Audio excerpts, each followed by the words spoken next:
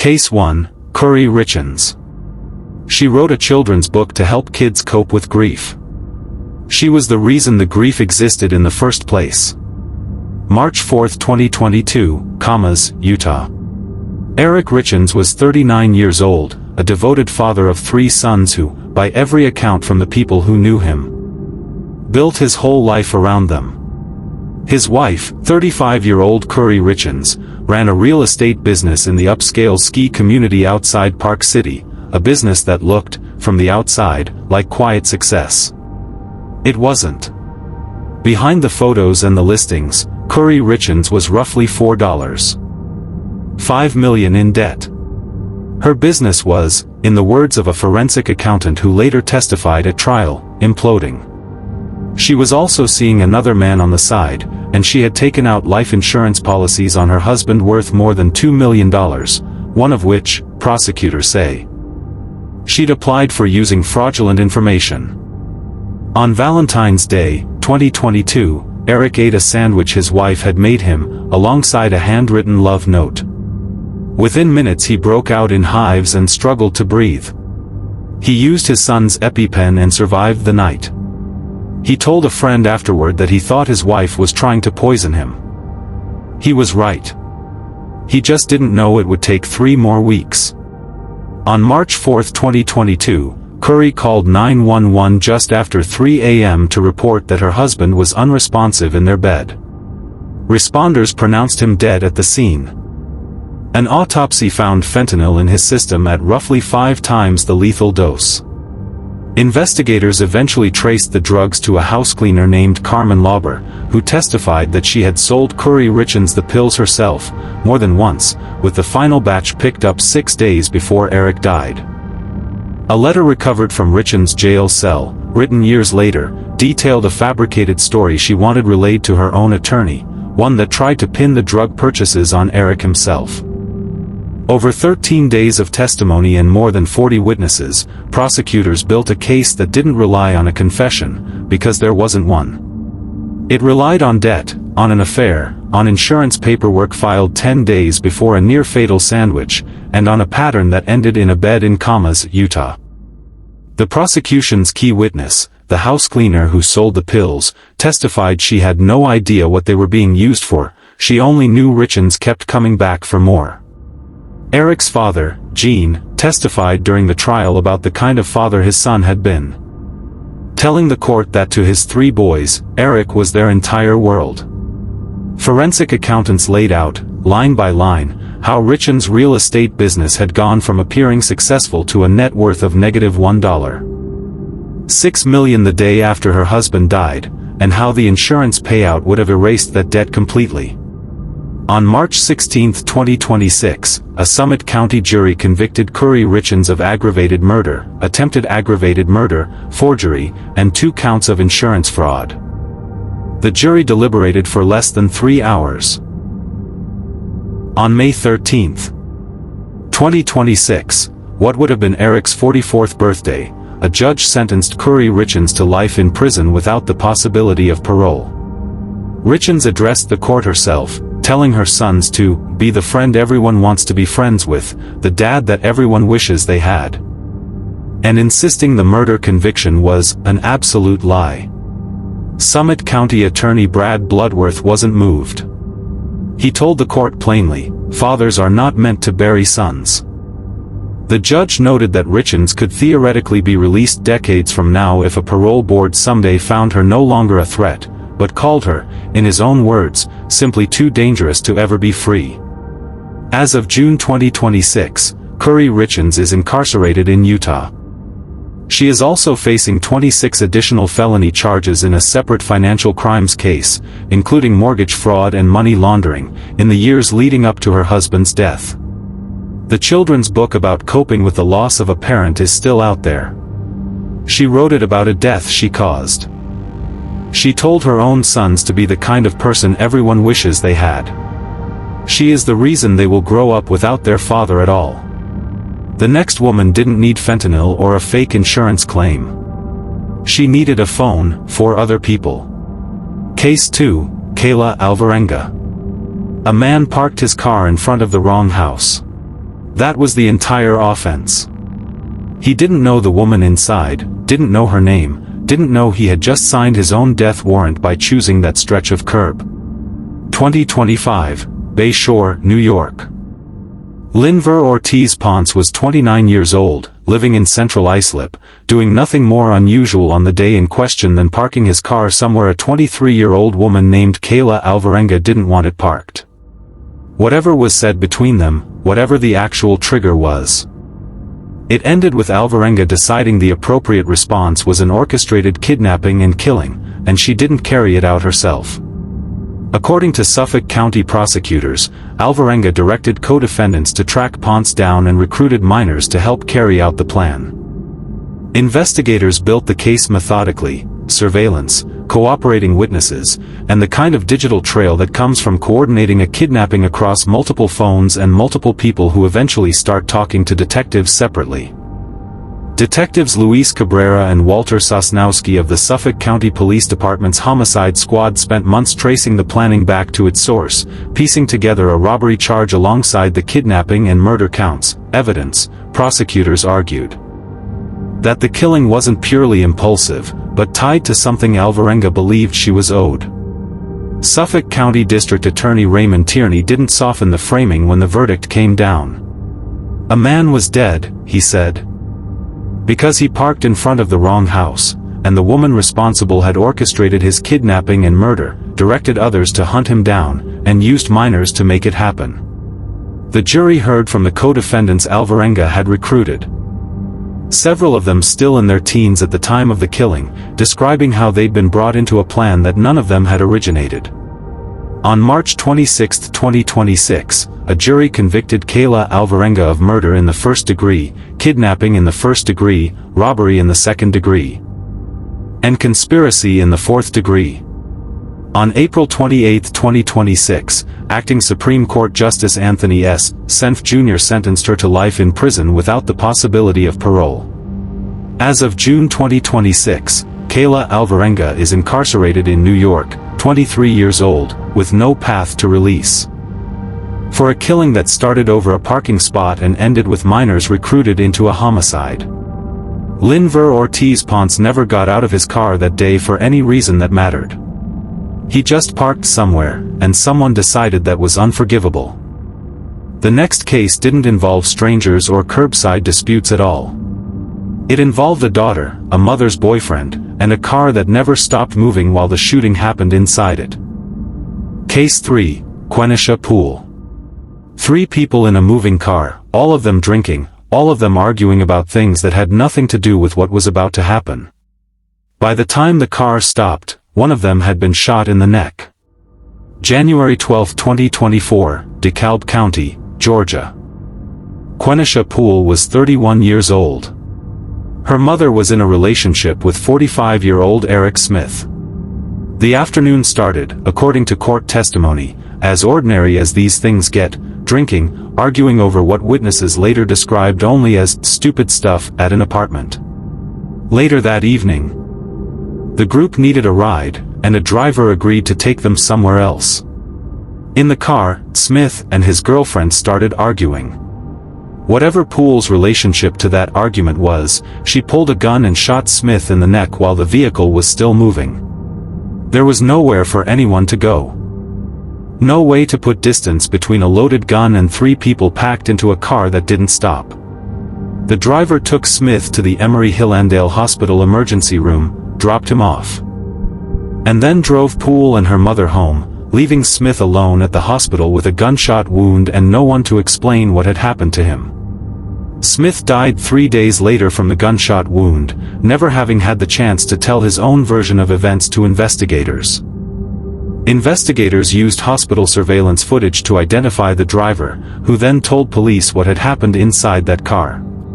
From there, the case against Pool came together: witness testimony, the physical evidence of the wound itself, and an account from the one person in the vehicle who hadn't been drinking, arguing, or shooting. The DeKalb County District Attorney's Office built the case on that single cooperating account, corroborated by where Smith had actually been dropped off and when. On a Thursday in April 2026, A DeKalb County jury found Quenesha Poole guilty of felony murder, aggravated assault, and related charges. DeKalb County Superior Court Chief Judge Shondiana C. Morris sentenced Poole to life in prison with the possibility of parole, plus an additional 5 years to be served consecutively. As of June 2026, Quenesha Poole is incarcerated in Georgia for a shooting that took place in front of witnesses, inside a car that never stopped driving, over an argument she wasn't even part of. Eric Smith got into a car that night expecting an argument with his girlfriend. He didn't expect to be shot by someone else entirely before the car reached its destination. The next woman also acted in a moment of jealousy, but she didn't have to share a car with her target. She got on a plane. Case 4, Sakina Thompson. She put on a hat and a COVID mask, booked a fake Uber account under someone else's name, and flew from New York to Florida. By the time she flew home, a 23-year-old woman was dead on the floor of her own apartment. July 13, 2022, Tamarack, Florida. Kayla Hodgson was 23 years old, described by the people who loved her as a fashionista with a personality that made friends out of strangers. She had, at some point, blocked 31-year-old Sakina Thompson on every social media platform Thompson could find. Thompson had been seeing Hodgson's ex-boyfriend, and according to prosecutors, the blocking, combined with jealousy over the relationship, was enough to set the entire plan in motion. Thompson stalked Hodgson's Instagram before the trip. She searched her own ex's phone for evidence of the new relationship. Then she flew from New York to Florida, arrived at Hodgson's apartment disguised, and stabbed her dozens of times. Investigators with the Broward County Sheriff's Office responded to a call on July 13, 2022, reporting an unresponsive woman inside the home. By the time they arrived, Hodgson was already dead. Thompson later admitted to changing into Hodgson's own clothes after the attack and attempting to clean the scene before fleeing back to New York. She told investigators afterward that she had walked through the blood and was too afraid to call 911. On the stand, she claimed self-defense, testifying that she'd gone to talk woman to woman and that Hodgson had cut her stomach with broken glass first. She also said she was 2 months pregnant at the time and was protecting her unborn child. The jury didn't believe it. They deliberated for 1 hour before convicting Thompson of first-degree murder, pointing to the disguise, the fake Uber account, and the cross-state travel as evidence the killing had been planned, not provoked. Prosecutors had also shown the jury that Thompson searched her ex-boyfriend's phone specifically looking for proof of the new relationship before ever booking her flight, the kind of digital trail that turns a claim of sudden self-defense into evidence of premeditation. At sentencing, Hodgson's cousin addressed Thompson directly in court, telling her she had stared at the family for 3 years with an expression that said she felt no remorse at all, that she would do it again. Another family member told Thompson she had wasted taxpayer dollars telling the court, a crock of garbage, about blacking out and not remembering the attack. In December 2025, a Broward County judge sentenced Sakina Thompson to life in prison without the possibility of parole, calling the killing heinous. As of June 2026, Sakina Thompson is incarcerated in Florida. She traveled more than 1,000 miles to kill a woman whose only offense was being loved by the same man Thompson couldn't let go of. The next case didn't involve a rival or a stranger at all. It involved a husband, a swimming pool, and 30 minutes that a mother will spend the rest of her life unable to explain. Case 5. Kelly and Brousard. A toddler followed the family dogs into the backyard. She wasn't seen again for nearly half an hour. By the time anyone pulled her from the water, it was already too late. September 12, 2025, Turlock, California. Danielle Perez was 1 week shy of her 3rd birthday. Her mother, 45-year-old Kelly Ann Brousard, was solely responsible for her care that day. According to Brousard's own testimony, she asked her daughter to let the family dogs outside, and the toddler followed them into the backyard alone. Danielle could not swim. She was unsupervised for close to 30 minutes before she went into the family's pool. Officer Nicholas Gutierrez of the Turlock Police Department eventually pulled her from the water after she had stopped moving and floated for several minutes, the difference between life and death measured out in the time it took someone to notice the silence in the backyard. At trial, prosecutors didn't argue that Brousard meant to kill her daughter. Deputy District Attorney Sarah Souza told the jury that under California law, intent isn't required for a second-degree murder conviction when a person acts with a conscious disregard for human life, and that Brousard had known the risk and ignored it anyway, more concerned, in the prosecutor's words, with being left alone to drink than with watching her child. Souza pointed the jury directly to the relevant instruction, telling them this was implied malice murder, no intent required, only knowledge of the risk and indifference to it. The defense countered that an accident isn't a crime, pointing to a broken section of the backyard fence and arguing the real failure belonged to someone else entirely, whoever had propped open the gate the toddler actually used to reach the pool. Defense attorney Franz Kriego asked the jury directly, "Do we punish heartbreak, or do we punish crime?" The jury didn't agree with him. After a 3-week trial, an 8-woman, 4-man jury deliberated for less than 3 hours before convicting Brousard of second-degree murder and felony child endangerment. At her sentencing in February 2026, Brousard turned in her seat and screamed obscenities at one of her own daughters, who was seated less than 10 feet away in the courtroom, before the judge threatened to have her removed. She stayed silent for the remainder of the hearing. Earlier in the proceedings, Brousard had told the court about her own childhood, describing abuse and neglect at the hands of her own mother, including a memory of being given only a spoonful of mayonnaise for a meal. Stanislaus County Superior Court Judge Donna Reeves handed down the maximum sentence, 15 years to life.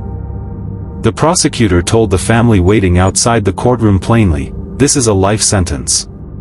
As of June 2026, Kelly Ann Brousard is incarcerated in California. Her daughter never made it to her 3rd birthday because of 30 minutes nobody was watching. Subscribe so you never miss a case like this one. Case 6, Erin Patterson. She told them it was lung cancer. She told them she needed help breaking the news to her children. She invited them to lunch to talk about it, and she served them beef Wellington that she had personally weighed out, ingredient by ingredient, on a kitchen scale. July 29, 2023, Leongatha, Australia. Erin Patterson was estranged from her husband Simon's family, and according to testimony at her trial, she felt increasingly shut out, snubbed, she said, by a late invitation to her mother-in-law's 70th birthday months earlier. She invited Simon's parents and his aunt and uncle to a family lunch, telling them she had been diagnosed with cancer and needed to discuss how to tell her kids. There was no cancer. There was, however, death cap mushroom in the beef Wellington she served that day, and evidence presented at trial showed she had used a food dehydrator to prepare it and had calculated portion sizes carefully enough to determine a fatal dose for an adult. Patterson served herself a noticeably smaller portion than her guests, on a different colored plate, a detail prosecutors returned to repeatedly during the trial. 3 of her 4 lunch guests died in the days that followed, suffering from severe gastrointestinal poisoning that doctors initially struggled to diagnose. The 4th, Simon's uncle, survived after a lengthy hospitalization, including a coma and emergency surgery. Patterson herself reported feeling ill afterward, though she would later admit on the stand that she had vomited after eating cake, not the Wellington itself, and that the rest of her described symptoms came from unrelated digestive issues she'd had in the past. After the lunch, Patterson disposed of the food dehydrator in a public waste bin, a decision she told the jury was driven by panic after people began accusing her of poisoning the meal on purpose, not because she had anything to hide. She also admitted to lying repeatedly to police and health authorities in the days that followed, including about owning the dehydrator at all. The jury didn't accept it. Following a trial that drew international press coverage from outlets across multiple continents, including the Washington Post, the BBC, and the New York Times, a Victoria Supreme Court jury convicted Erin Patterson on all charges in July 2025. In September 2025, Justice Christopher Beale sentenced Patterson to life imprisonment with a non-parole period of 33 years, a sentencing hearing significant enough to be the first ever broadcast live in the history of the Victoria court system. As of June 2026, Erin Patterson is appealing her conviction. While prosecutors separately argue her sentence itself was too lenient and have lodged their own appeal calling it manifestly inadequate. 3 people sat down to a lunch about a cancer diagnosis that never existed. Only one of them walked away. The next woman didn't need a dehydrator or a kitchen scale. She needed a needle, and a client who trusted her with a procedure she had no license to perform. Case 7, Libby Adame. She wasn't a doctor. She wasn't a nurse. She injected silicone directly into a client's body anyway, and within minutes, that client couldn't breathe. March 2023, Los Angeles County, California. Cindiana Santangelo had appeared on Married, with Children and Dr. and had spent years running a drug and alcohol rehabilitation center with her husband Frank, a business her family says saved lives. At her home, she received what was meant to be a routine cosmetic procedure, a silicone injection administered by Libby Adame, who had no medical license to perform it.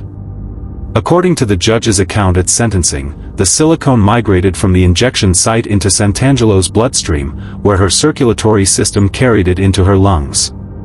Once there, it prevented her lungs from delivering oxygen to the rest of her body. She died from what doctors classified as a silicone embolism. Judge Sam Oda laid out the mechanism in court in plain medical terms, the kind of explanation that made clear this wasn't a freak complication, but a predictable risk of injecting an unregulated substance directly into someone's body without the training to know what could go wrong. At trial, the defense argued there was no direct evidence Adame had personally administered the fatal injection. No one had seen her do it, the defense said. And Adame had never admitted to it. Defense attorney Michael Flanagan leaned heavily on that absence of a smoking gun witness. The jury heard the evidence anyway and reached a different conclusion, convicting Adame of both murder and operating outside any medical license at all. Adame was convicted last year of second-degree murder and practicing medicine without a license. Santangelo's husband Frank addressed the court before sentencing, telling the judge that their entire lives had been turned upside down, that he would never have his best friend and wife back again. He told the courtroom that Santangelo had been beautiful inside and out, and that she had spent her life helping others get sober through the rehabilitation center the two of them built together.